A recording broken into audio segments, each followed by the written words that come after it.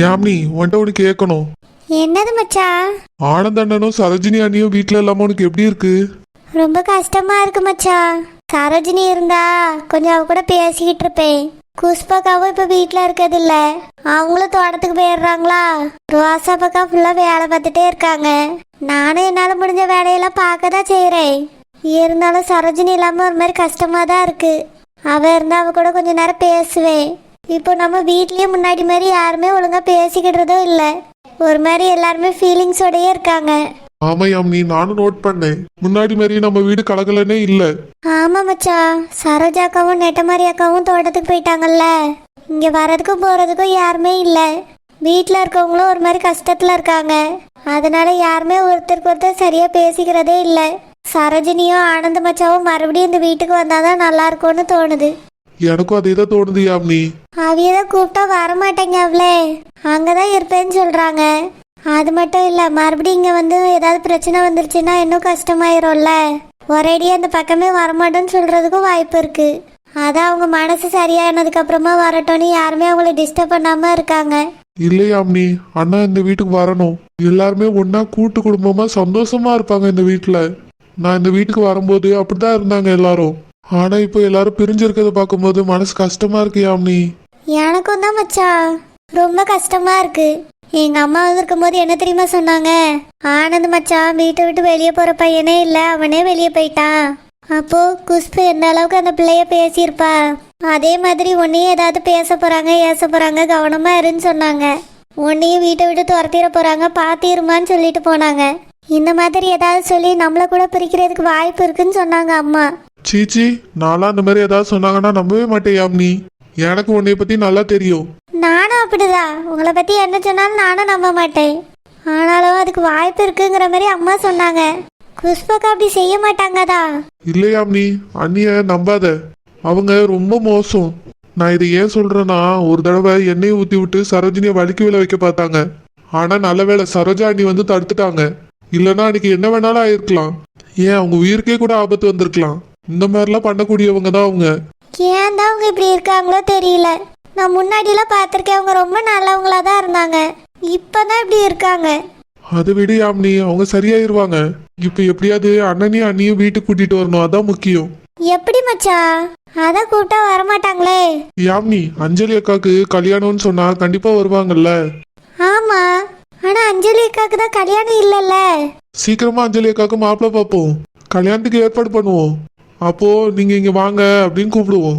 கண்டிப்பா அண்ணனும் அண்ணியும் இங்க வந்துருவாங்க. கல்யாணத்துக்கு வந்தவங்கள மறுபடியும் போகவே விடக்கூடாது. அவங்க என்ன சொன்னாலும் சரி, நம்ம பிடிவாதம் பிடிச்சு அவங்கள இங்கேயே இருங்கன்னு சொல்லணும். சரி மச்சா. அஞ்சலி அக்காக்கு சீக்கிரமா மாப்பிள்ளை பார்க்கணும் யாமினி, நல்ல பையனா பார்க்கணும். ஆமா மச்சா. செல்லம்மா அக்காக்கு தான் குடிகார புருஷனா பார்த்து கட்டி வச்சுட்டாங்க. அவங்க லைஃப்ல ரொம்ப கஷ்டப்பட்டுட்டு இருக்காங்க. இப்ப கூட தினமும் வேலைக்கு போயிட்டு இருக்காங்க. அதனால அஞ்சலி அக்காக்கு நானே மாப்பிள்ளை பார்க்க போறேன். குடிப்பழக்கம் சிகரெட் பழக்கம் இல்லாத பையனா பார்க்கணும். நல்ல வசதியான பையனா பார்க்கணும். நல்லா படிச்ச பையனா பார்க்கணும். முக்கியமா அக்காக்கு பிடிச்ச பையனா பார்க்கணும். அப்பதான் அஞ்சலி அக்கா கல்யாணம் பண்ணிப்பாங்க. ஏங்க நீங்க மத்தவியலுக்காக எவ்வளவு யோசிக்கிறீங்க? என்னது மத்தவங்களா? இது ஏன் குடும்பம் யாமினி. அவங்க ஏன் அக்கா, தோட்டத்துல இருக்கிறது ஏன் அண்ணே, என்னோட அண்ணி.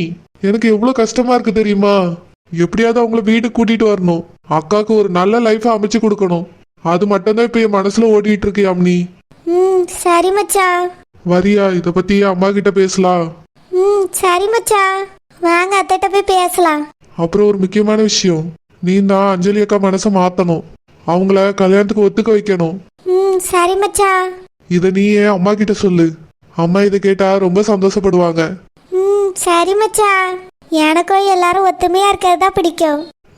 சரியாம், நீ எல்லாரும் ஒத்துமையா இருக்கணும்னு நினைக்கிற பத்தியா, அதனாலதான் எனக்கும் நீ ரொம்ப பிடிச்சிருக்கு.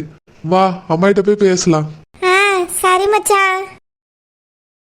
நான் சொன்னதெல்லாம் ரொம்ப ஈஸியா நம்பிட்டாலே. இதே மாதிரி பேசி அவங்களே நம்ப வச்சிருவோம். அம்மா அம்மா அம்மா. என்னையா சூரியா? அம்மா உங்ககிட்ட கொஞ்சம் பேசணும், உட்காருங்களா. ஏப்பா யாரோ மாதிரி உங்ககிட்ட பேசணுங்க. உரிமையோட எம்மா பேசணும், வாங்கன்னு கூப்பிட வேண்டியதானே. சரிம்மா, உங்ககிட்ட பேசணும். சொல்லுப்பா என்ன? உட்காருங்கம்மா, உட்காந்து பேசுவோம். யாமினி நீயும் உட்காரு. என்னப்பா சூரியா சொல்லு. அம்மா ஆனந்தண்ணே தனியா இருக்கிறது எனக்கு மனசுக்கு ரொம்ப கஷ்டமா இருக்குமா. ஆமாப்பா, எனக்கும் கஷ்டமா தான் இருக்கு. என்ன செய்ய? அவன் தான் சொல்ல சொல்ல கேட்காம கொஞ்ச நாளைக்கு அங்க இருந்துட்டு வரேன்ட்டு போயிட்டான பொண்டாட்டியும் கூட்டிக்கிட்டு. இருக்கட்டும், வேற என்ன செய்ய, நம்ம தோட்டத்துக்குள்ள தானப்பா இருக்கான். அதை நினைச்சுதான் அம்மையும் மனசை ஆறுதல் படுத்திக்கிட்டு இருக்கேன். இல்லம்மா அண்ணனை இங்க மறுபடியும் வர வைக்கணும். அண்ணனும் அண்ணியும் இல்லாம ரொம்ப கஷ்டமா இருக்கு. ஆமாத்த, எனக்கும் சரோஜினி இல்லாம ரொம்ப கஷ்டமா இருக்கு. வீட்ல யாருமே இல்லாத மாதிரி இருக்கு. இப்பெல்லாம் கலகலன்னு இருக்கும் வீட்ல. சரோஜாக்கா வருவாவ, நெட்டமாரி அக்கா வருவாவ, அப்புறம் இங்கேயும் எல்லாருமே இருப்பாவ. இப்போ சரோஜினி தோட்டத்துக்கு போயிட்டா, ஆனந்த மச்சானும் போயிட்டாவ. அவியலுக்கு காவலுக்காக சரோஜாக்காவும் நெட்டமாரி அக்காவும் போயிட்டாவ. அப்புறம் குஷ்பாக்காவும் செல்லம்மா மைனியும் வேலைக்கு போயிறியாவ. ரோசப்பக்கா வேலை வேலைன்னு வேலையே பார்த்துட்டு இருக்காங்க. வீட்ல நான் மட்டும் ஒத்தையில கிடக்குற மாதிரி இருக்குத்த. ரொம்பவே கஷ்டமா இருக்கு. நம்ம வீடு பழைய மாதிரி இருந்தாதான் நல்லா இருக்கும்னு தோணுது. என்னம்மா செய்ய, எனக்கு கொஞ்ச நாளையில ஆனந்தம் பொண்டாட்டி கூட்டிட்டு வருவேன்னு சொல்லியிருக்கான். உனக்கு வீட்ல தனியா இருக்க ஒரு மாதிரியா இருந்தா என்கிட்ட வந்து கொஞ்ச நேரம் பேசு, ரோசாட்ட கொஞ்ச நேரம் பேசு. வேணும்னா சரோஜினிட்ட போய் தோட்டத்துல கொஞ்ச நேரம் பேசிட்டு வரணும்னால வா. எதுக்கு அதை நினைச்சு கஷ்டப்பட்டுட்டு கிடக்க? இல்லத்த, நம்ம வீடு பழைய மாதிரி இருக்கணும்னு எனக்கு ஆசை. ஆமாம்மா எனக்கும் அதே ஆசைதான். நான் இங்க வீட்டுக்குள்ள வரும்போது எல்லாரும் ஒத்துமையா ஒன்னா இருந்தீங்க. ஆனா நம்ம குடும்பத்துல இப்ப சின்னதா ஒரு விரிசல் வந்த மாதிரி இருக்கு. இதை நம்ம தான் சரி பண்ணணும். அண்ணா கொஞ்ச நாள்ல வாரேன்னு தான் சொல்லுவாங்க. ஆனா ஒருவேளை அதுவே பிடிச்சி போய் அங்கேயே தங்க ஆரம்பிச்சிட்டாங்கன்னா நம்ம குடும்பம் இப்படியே உடஞ்சிருமா. அண்ணனை பார்த்துட்டு அண்ணியும் அண்ணனும் கூட வெளியே தனியா போயிருவாங்க. இதெல்லாம் நல்லா இருக்காதுமா. நம்ம எப்பவுமே ஒன்னா இருக்கணும், கூட்டு குடும்பமா இருக்கணும். அதான் எனக்கு ஆசை. அண்ணனை வீட்டுக்கு எப்படியாவது வர வைக்கணுமா. இல்லப்பா, நான் அவன்கிட்ட பேசி பார்த்துட்டேன். இப்ப வரலம்மா, கொஞ்ச நாள் நான் இங்க இருந்துட்டு வரேன்னு சொல்லிட்டான். வேற அவன்கிட்ட திரும்ப திரும்ப அதே பேசினேன்னு வச்சுக்க மனசு வருத்தப்படுவான். விடுப்பா, அவனே கொஞ்ச நாளையில வந்துருவான். இல்லம்மா அண்ணா வீட்டை விட்டு வெளியே போயிருக்காங்க. அவங்க அப்படி போற ஆளே கிடையாது. ஆனா மனசு வெறுத்து போய் வெளியே போயிட்டாங்க. அப்படி இருக்கும்போது எப்படி அவங்க திரும்ப வருவாங்க? அதுக்கான சந்தர்ப்பத்தை நம்ம தானே உருவாக்கணும். என்னையா சொல்லியா? அண்ணனை போய் சும்மா சும்மா கூப்பிட்டுட்டு இருந்தா அண்ணன் வரமாட்டாங்கம்மா. நம்ம தான் அண்ணனையும் அண்ணியும் வீட்டுக்கு வர வைக்கணும். ஆமத்தே, நான் கூட நேத்து குழம்பு கொண்டு போனேல, அப்ப கேட்டு பார்த்தே வாங்க. நீ இப்ப வர முடியாதுன்னு சொல்லிட்டா சரோஜினி. குழந்தை மனசு வச்சாதான் அது நடக்கும். ஆமாம்மா, அதுக்கு ஒரு வழி இருக்கு. என்னையா, என்ன வழி? அம்மா அக்கா இருக்காங்கல்ல. யார சொல்லியா? பெரியவளா சின்னவளா? நம்ம அஞ்சலி அக்கா இருக்காங்கல்ல, அவங்களுக்கு சீக்கிரமா மாப்பிள்ளை பார்த்து கல்யாணம் பண்ணி வச்சிடலாமா. அஞ்சலி அக்கா கல்யாணம்னு சொன்னா அண்ணனும் அண்ணியும் வீட்டுக்கு வந்துருவாங்க. அப்படியா? கல்யாணத்துக்கு வரத்தான் செய்வான். ஆனா நம்ம நினைச்ச உடனே மாப்பிள்ளை கிடைக்கணும்ல. அப்படியே கிடைச்சாலும் உன் அக்கா கல்யாணத்துக்கு சம்மதிக்கணும்ல. அவதான் இப்போதைக்கு கல்யாணம் வேண்டாம்னு சொல்லிட்டு இருக்காளே. அக்கா சம்மதிப்பாங்கம்மா. அதான் ஷில்பாக்கா கல்யாணம் ஆயிடுச்சுல்ல, அதனால அஞ்சலி அக்காவுக்கும் கல்யாணம் பண்ணிக்கணும்னு ஆசை இருக்கும். முதல்ல கல்யாணம் வேண்டாம்னு சொல்லிட்டோம், இப்ப எப்படி வேணும்னு சொல்றதுன்னு நினைச்சிட்டு கூட அவங்க இருக்கலாம். நம்ம மாப்பிள்ளை பாப்போமா. மாப்பிள்ளை பிடிச்சி போச்சுன்னா அக்கா கண்டிப்பா கல்யாணம் பண்ணிப்பாங்க. எனக்கு ஆரம்பத்துல இருந்து அக்கா கல்யாணம் முடிக்காம எனக்கு கல்யாணம் பண்றது ரொம்பவே கஷ்டமா இருந்துச்சு. அதனால அக்காவுக்கு நானே மாப்பிள்ளை பாக்குறேம்மா. நல்ல மாப்பிள்ளையா பாக்குறேன். மூத்த அக்காவோட புருஷன் மாரி குடிகாரனாலாம் நான் பார்க்க மாட்டேன். குடிக்காத ஒரு பையனா பாப்பேன். நல்ல படிச்ச பையனா பாக்குறேம்மா. அக்காவை உள்ளங்கையில வச்சு தாங்குற பையனா நான் பாக்குறேன். அப்படியா? ஆமாம்மா, அஞ்சலி அக்காவுக்கு சீக்கிரமா கல்யாணம் நடக்கணும். அது என்னோட மிகப்பெரிய ஆசை. அந்த கல்யாணத்தை காரணமா வச்சு அண்ணனை வீட்டுக்கு கூப்பிடுவோம். அண்ணனை அப்படியே இங்கேயே தங்க வச்சிருவோமா. சரிப்பா, நீ சொல்லியதும் சரியாதான் இருக்கு. ஆனா உடனே மாப்பிள்ளை கிடைக்கணும். கிடைக்க மாப்பிள்ளை நம்மளுக்கு பிடிச்ச மாதிரி இருக்கணும். அப்புறம் நிச்சயம் கல்யாணம்னு நிறைய விஷயம் இருக்கு. எல்லாத்தையும் நான் பாத்துக்கிட்டேம்மா. அஞ்சலி அக்காக்கு சூப்பர் மாப்பிள்ளை நான் பாக்குறேன். கண்டிப்பா அஞ்சலி அக்காக்கும் பிடிக்கும். அவங்க மனசுக்கு பிடிச்ச மாதிரி நான் ஒரு மாப்பிள்ளைய பாக்குறேம்மா. நல்ல பையனா பாக்குறேன். சரியா சூர்யா, கண்டிப்பா பாரு. நல்ல பையனா கிடைச்சா எல்லாருக்கும் பிடிச்ச மாதிரி இருந்துச்சுன்னா கட்டி வச்சிருவோம். சரிம்மா.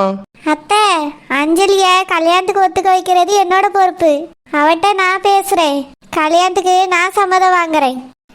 சரிம்மா யாமினி, நீங்க ரெண்டு பேரும் இந்த மாதிரி வந்து பேசியது கேட்கும் போதே எனக்கு ரொம்ப சந்தோஷமா இருக்கு. இந்த சின்ன வயசுல இந்த குடும்பத்து மேல எவ்வளவு அக்கறை உங்களுக்கு ரெண்டு பேருக்கும். இதை கேட்டா உங்க மாமாவும் ரொம்ப சந்தோஷப்படுவாங்க. அப்பாட்ட சொல்லுங்கம்மா, நான் அண்ணனை வீட்டுக்கு வர வைக்கேன். அண்ணனும் இனி நம்ம கூடயே இருப்பாங்க. இனி இந்த வீட்டுல எந்த பிரச்சனையும் வராம நான் பாத்துக்கிறேம்மா. சரியா சூர்யா? நான் கொஞ்சம் வெளியே போயிட்டு வரேம்மா.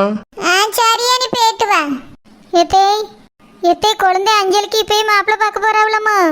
இல்லல, இப்ப ஏதோ வேற வேலையா போறான். சீக்கிரமே நம்ம மாப்பிள்ள பார்க்கேன்னு சொல்லியா. பாத்தியா நம்ம சூர்யாவுக்கு நம்ம குடும்பத்து மேல எவ்வளவு அக்கறை இந்த சின்ன வயசுல. ஏம்னி பிள்ளைக்கு அதே அக்கறை இருக்கு.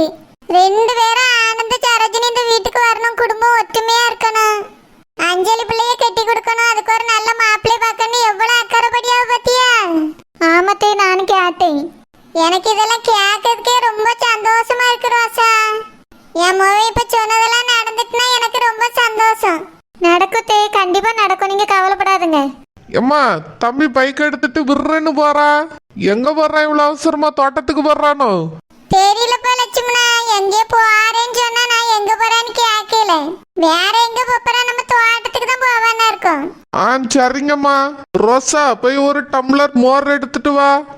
சரிங்க, எடுத்துட்டு வரேன். ஐயா லட்சுமணா. என்னம்மா? உன் தம்பி சூர்யா இப்ப என்ன பேசணும் தெரியுமா? என்னம்மா பேசுனா? நம்ம ஆனந்த சரோஜினி தோட்டத்து வீட்டுக்கு போயிட்டாவல்லப்பா, அத நினைச்சு அவன் என்ன கவலைப்படியான் தெரியுமா? அவனுக்கு மட்டுமாம்மா கவலை? எல்லாருக்கும் தான் கவலை. நானும் அண்ணனும் ராத்திரி அங்க போகாம வர்றதே கிடையாது. தம்பி எப்படி இருக்கா, என்ன பண்ணிட்டு இருக்கான்னு பார்த்துட்டு தான் வர்றோம். என்னை விட அண்ணே ரொம்ப கவலைப்படியாவ. தம்பி சின்ன பையன்ல, அவனுக்கு வருத்தம் இருக்க தானே செய்யும்.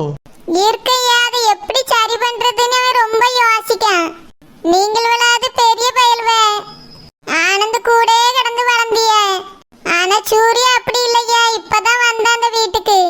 ஆனாலும் அந்த குடும்பத்து மேல அவனுக்கு இருக்க அக்கறை இருக்கு பாரு, ரொம்ப பெருசு. அவன் என்ன தெரியுமா இப்ப என்ன கூட்டு பேசிட்டு போறான், நம்ம அஞ்சலிக்கு என்ன கல்யாணம் முடியாம இருக்காது, அவனுக்கு ரொம்ப வருத்தமா இருக்கான்ப்பா.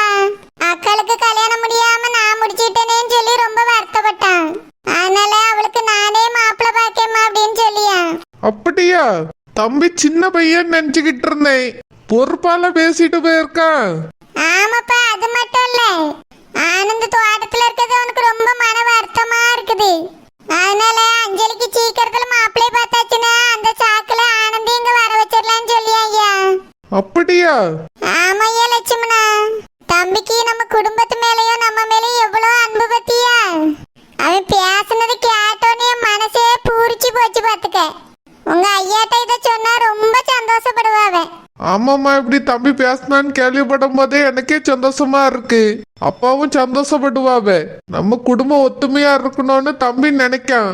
ஆமையா லட்சுமணா, நம்ம எல்லாரும் ஆசைப்படியது ஒரு பெரிய விஷயம் இல்ல. ஆனா அவன் மனசுல இப்படி ஒரு எண்ணமா ஆசை இருக்கு பத்தி, அதை நினைக்கும் போது ரொம்ப சந்தோஷமா இருக்கு. எம்மா, அவன் உடம்புல ஓடுற ரத்தம் யார் ரத்தம்? நம்ம ரத்தமா அவன். அதான் குடும்பம் ஒன்னா இருக்கணும்னு நினைக்கான். ரொம்ப சந்தோஷமா இருக்குமா. அண்ணன் அப்பாவும் கேள்விப்பட்டா ரொம்ப சந்தோஷப்படுவாவ. தம்பி சொன்னதுதாம்மா கரெக்ட். சீக்கிரமா அஞ்சலிக்கு மாப்பிள்ளைய பாப்போம். ஆனந்த நம்ம வீட்டுக்கு வர வைப்போம். அத தம்பியே பாக்கேன்னு சொல்லிட்டாயா.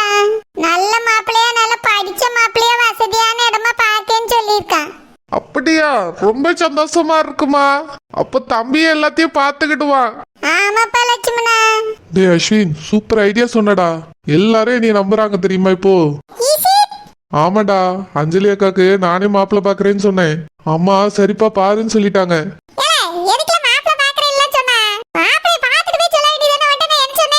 அஸ்வின், மாப்பிள்ளைய பாத்துட்டு போய் சொன்னோன்னு வச்சுக்கிய, அவங்க ஈஸியா ரிஜெக்ட் பண்ணிடுவாங்கடா.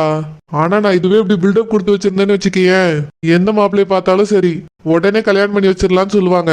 அதுலயும் நான் விசாரிச்சிட்டேமா, நீங்க விசாரிக்க கூட வேண்டாம்னு சொன்னேன்னு வச்சுக்கிய, என் வார்த்தையை அப்படியே நம்பி அஞ்சலி அக்காவை கட்டி வச்சிருவாங்கடா. அந்த அளவுக்கு என்னைய நம்புறாங்க. ஆமா அஸ்வின், அஞ்சலி அக்காவுக்கு நானே மாப்பிள்ள பாக்குறேன்னு சொல்றேன், சரின்னு சொன்னாங்க. அப்புறம் இதை காரணமா வச்சு ஆனந்த அண்ணன் இங்க வர வச்சிடலான்னு சொன்னா, நல்ல யோசனைப்பான்னு சொன்னாங்க. குடும்பம் ஒத்துமையா இருக்கணும்னு நினைக்கிறியப்பான்னு சொன்னாங்க. ஆக மொத்தத்துல ஒரே பால்ல எல்லாரையும் அவுட் ஆக்கியாச்சு. எங்க அம்மா, அப்பா, அண்ணி, அண்ணனுங்க, அப்புறம் அங்க ஒரு லூஸ் இருக்கேன் அந்த யாமினி, எல்லாரும் அவுட்டு தான். அம்மாட்டையும் அண்ணிக்கிட்டையும் அந்த லூசுகிட்டயும் தானே சொன்னேன். அவங்களே எல்லாத்தையும் சொல்லிடுவாங்க. உனக்கு வேணா சிஸ்டர். லூசு தான்.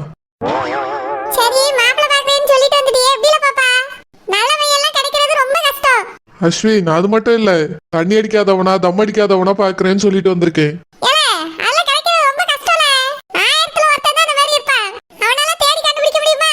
எதுக்குடா கண்டுபிடிக்கணும்? என்னடா பேசியா? கண்டுபிடிச்சாதானே உங்க அக்கா கட்டி வைக்க முடியும். அதெல்லாம் கண்டுபிடிக்க வேண்டாம். எவனையாவது ஒருத்தனை கூட்டிட்டு வந்து அக்காவை கட்டி வச்சிருவோம். என்னது எவனாவது ஒருத்தனா? மாட்டலான்னு வெச்சுக்க சட்னி தாண்டி. நான் ஏன்டா மாட்ட போறேன்? மாட்டினா அந்த பையன் தான் மாட்டுவான். ஏல நீ தான மாப்ள பார்க்க போற, அப்ப நீ தான் மாட்டுவ. நான்லாம் மாட்ட மாட்டேன்டா. அதெல்லாம் எப்படி எஸ்கேப் ஆகணும்னு எனக்கு தெரியும். இங்க பாரு சந்திரு, நிஜமாலே ஒரு நல்ல மாப்ளைய தான் பாக்குறேன். தரகர்ட்ட சொல்லியோ போ. டேய் என்னடா பேசுற? ஓசிலியா தரகர் மாப்பிள்ள பார்த்து தருவான். சரி காசு கொடுத்து பாப்போம். காசு நீயாடா கொடுப்ப? இல்ல அந்த குடும்பத்துலதான் கேட்க முடியுமா? அப்படியே நம்ம கேட்டாலும் தரகர் வச்சுதான் பாத்தியான்னு கேவலமா சொல்லுவாங்க. நானே தேடி கண்டுபிடிக்கிறேன்னு பெருமையா சொல்லிட்டு வந்திருக்கேன்டா. தரகர்லாம் வச்சு பார்க்க முடியாது. சரி இந்த மேட்ரிமோனி அந்த மாதிரி எல்லாம் போடுவோமா? அதுவும் சரி வராது அஸ்வின். வேற எப்படில நல்ல பையன் கிடைப்பா? எதுக்குடா நல்ல பையன் கிடைக்கணும்? செல்லம்மாக்கா புடிச்ச மாதிரி ஒரு குடிகாரனை பார்த்து கட்டி வைப்போம். அதெல்லாம் ரொம்ப தப்புல. எனக்கு அதுதான் சரி. நீ என்ன இப்படி இருக்கா? நான் கரெக்டா தான் இருக்கேன் அஸ்வின். நீ ஏன் நல்லா யோசிச்சு பாரு. இப்ப போய் நல்ல மாப்பிள்ளையா தேடிட்டு சுத்திட்டு இருக்க முடியுமா? எவனோ ஒருத்தன் கிடைச்சவனை பிடிச்சி அக்கா கல்யாணம் பண்ணி வச்சிருவோம். எல்லாரும் என்னைய ரொம்ப நல்லவன்னு நினைப்பாங்க. உண்மை தெரிஞ்சேன்னு வச்சுக்கே நல்லவன் நினைக்க மாட்டாங்க. அயோக்கிய பையன் நினைப்பாங்க. தெரிஞ்சா தானடா. அதெல்லாம் கண்டுபிடிக்கிறது பல மாசம் ஆகும். அதுக்குள்ள சொத்து எல்லாம் என் கைக்கு வந்துடும்.